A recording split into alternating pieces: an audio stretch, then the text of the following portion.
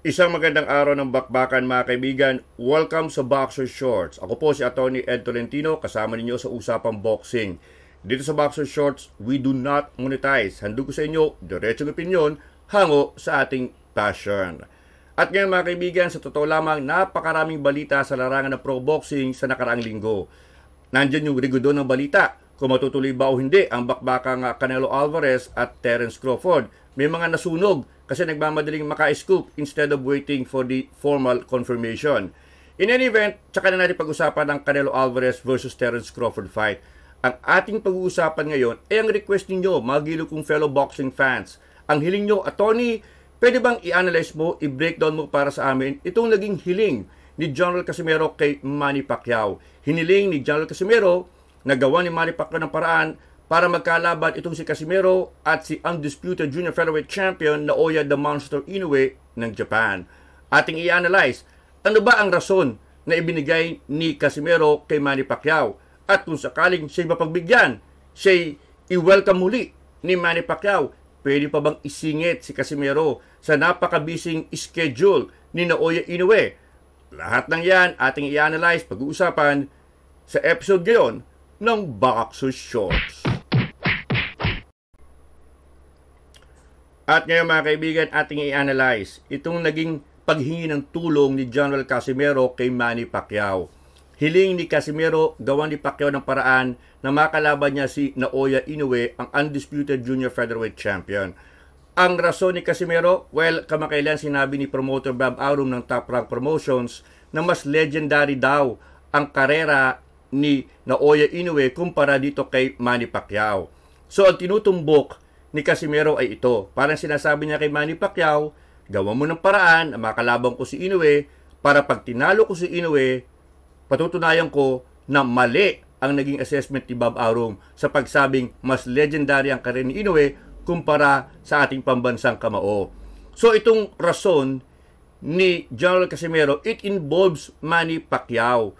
Siyempre, makukuha niya ang atensyon ni Manny Pacquiao. Iisipin ni Manny Pacquiao, abay, para sa akin pala ito. Para sa akin pala ito sapagkat gusto mong patunayan si Arum na siya'y mali sa pagsabing mas magaling yung Inoue kumpara sa akin.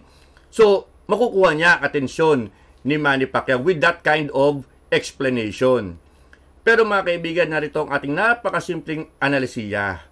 Huwag na tayong magpatumpik-tumpik. Alam ko at alam ninyo ang totoong rason kung bakit humihingi ng tulong si Casimero kay Manny Pacquiao. At ito ang totoong dahilan.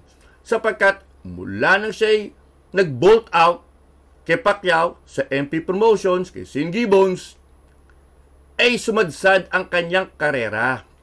Kumbaga, hindi naging matagumpay si Casimero on his own. Yung kanyang pag-solo flight ay pumalpak. Yan lamang po ang totoong rason mga kaibigan.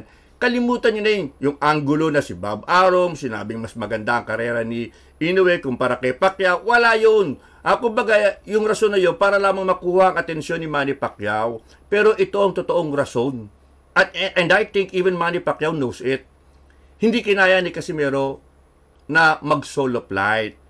So, iyan po ang totoong rason dyan. Sapagkat tingnan nyo naman, nung siya ay under MP Promotions, he was WBO Bantamweight King. Casimero was coming off a knockout win over Zolani Tete, na hanggang ngayon, tingin ko, pinakamagandang performance ni General Casimero. Maganda ang kanyang conditioning sapagkat nado si Memo Heredia. Maganda ang kanyang training sapagkat nado si Honor Neri. So, walang problema. Kompleto Ricardos. Pero nung siya timiwalag sa MP Promotions after the 2021 fight over Guillermo Rigondo, ay nagkawindang-windang na ang kanyang karera. Now, from 2021 to 2025, ngayon, tingnan po ninyo, nasaan ang karera ni General Casimero. Una, hindi na siya world champion.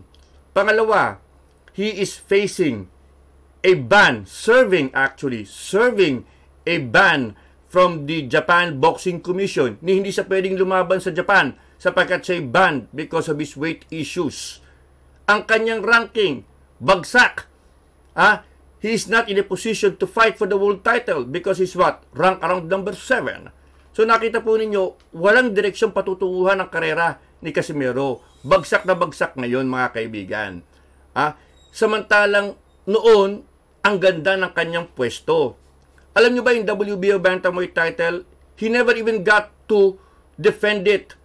It was stripped. Tinanggal sa kanya ng WBO because hindi na kinaya ng WBO ang kanyang mga weight issues. In April 2022, he was supposed to fight Paul Butler.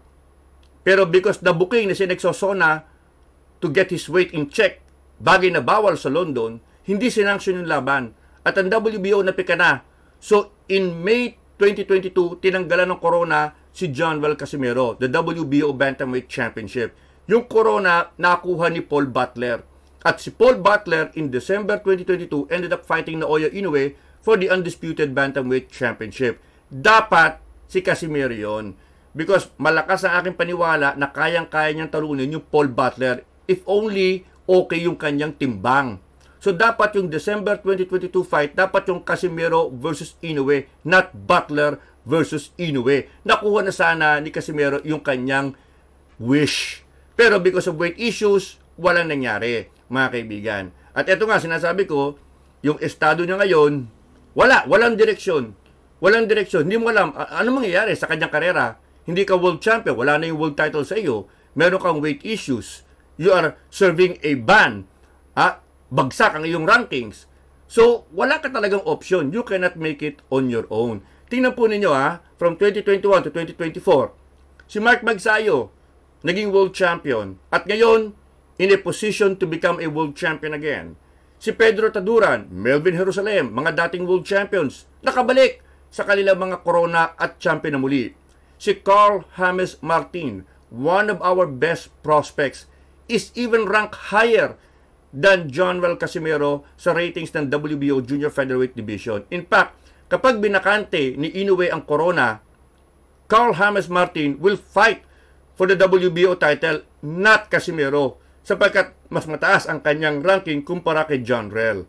So ayan, nakikita po ninyo mga kaibigan, na pag-iwanan na si Jonwell Casimero. Ngayon, sa totoo lang, regardless of the reason, mga kaibigan, magandang galaw yung ginawa, magandang desisyon ang ginawa ni Jonwell na paghingi ng tulong kay Manny Pacquiao. Yung pagkatok sa pintuan ni Manny Pacquiao, it was a good move. Alam nyo ba yung story ng The Prodigal Son, mga kaibigan? Yung Prodigal Son, yung anak, kinuha na sa tatay niya yung kanyang mana at sinabing gusto ko lang mabuhay on my own. Winaldas niya yung kanyang minana. Hindi niya alam kung paano hawakan. Nabangkarote siya. And eventually, muli siyang kumatok sa pintuan ng kanyang tatay at sinabing, Daddy, tanggapin mo na ako ulit. Nagsisisi na ako. Ako'y ibalik mo na sa ating tahanan. Bigyan mo po ako sa pagkakataon. Yan ang istorya ng Prodigal Son. Parang ganyan ang istorya ngayon ni Jonwell Casimero. Siya yung Prodigal Son at ang tatay ay ang MP Promotions o si Manny Pacquiao. So let's hope this will have a good ending. Alam naman natin, mabait si Manny Pacquiao. Maaring bigyan niya ng isang chance pa itong si Jonwell Casimero. Pero iyan po ang naging istorya, mga kaibigan, kung bakit kumakatok sa pintuan ni Manny Pacquiao itong si Jonwell Casimero. Napakasimpleng dahilan. Hindi nag-click yung kanyang pagsusolo flight. No man is an island, sabi nga nila. At ito nga mga kaibigan, marami na intriga kung ano magiging tugon ni Manny Pacquiao sa hiling ni Jonwell Casimero. Now, if I were Manny Pacquiao, yes, tatanggapin ko muli si Jonwell Casimero sapagkat hindi natin pwedeng itanggi na isa sa mga pinakamagaling na boxer natin ngayon ay si Jonwell Casimero. Lalo na kung siya'y kondisyon. And I believe Jonwell Casimero still has a few good fights left in him. Pero dapat kay Manny Pacquiao, kung si Manny Pacquiao, ikaklaro ko, pagbubuksan kita ng pintuan, ikaw ay i-welcome ko sa aking tahanan. Dapat, Jonwell, ang sundin mo ay ang alituntunin ng aking tahanan, ng MP Promotions. Hindi pwedeng papasok ka dito, sasabihin mo gusto ko ganito, gusto ko ganyan. Hindi pwedeng ganyan. Kailangan iswallow ni Jonwell Casimero ang kanyang pride. Kailangan sumunod siya sa kalakaran ng tahanan kung saan siya magiging bisita.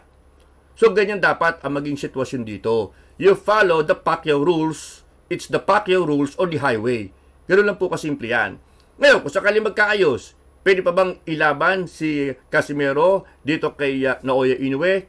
Number one, Bakit hindi? Sapagkat alam natin, kaya ka nga bumabalik kay Pacquiao at sa MP Promotions, alam natin, may connect the dots, may connection ang MP Promotions. Pwedeng gawa ng paraan. Pero tinampo natin ang schedule ditong si Naoya Inoue. Medyo fully book ha. Kapapanalo lamang niya kay Yejun Kim, isang Koreano, sa isang laban na walang kakwenta-kwenta. Now, this coming June, tentative, baka idepensa ni Naoya Inoue ang kanyang corona sa number 1 rank contender ng WBC na si Alan Picasso. Now, there is a possibility also, kung sakaling magiging maigsi ang laban kay Picasso, baka September, muling lumaban si Naoya Inoue. Ang chismis, baka pagbigyan na niya si Murodjon Akhmadaliev, yung matagal ng number 1 rank contender ng WBA. So, maaaring si Akhmadaliev yun. And then December, mga kaibigan, lalaban si Naoya Inoue sa Riyadh season doon sa Saudi Arabia. Open schedule pa yon. Ibig sabihin, hindi pa klarado kung sino ang kanyang makakalaban. Pero may chismis na yung December fight, baka yun na maging pag-akyat ni Naoya Inoue sa featherweight division. So, maaaring umakyat na siya sa featherweight division, and that fight in Riyadh could be for the world featherweight title. 126 pounds na. So, ayan ang tanong, mga kaibigan. Saan pwedeng isingit si General Casimero sa tila fully booked na schedule ni Naoya Inoue? Pero pwede pa rin mangyari. Number 1, why?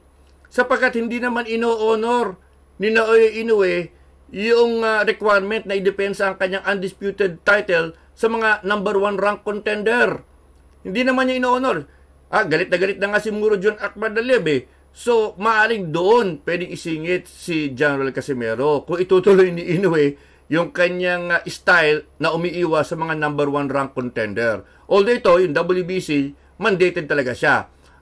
Kung lumaban kontra kay Alan Picasso. Pero yung Alan Picasso, tingin ko, hindi rin mananalo kay Naoya Inoue. Malayong malayo, mga kaibigan. So, kung magka-problema doon sa Akhmadaliev, magkaroon na naman ng gusot, ay baka doon pwedeng maisingit si General Casimero.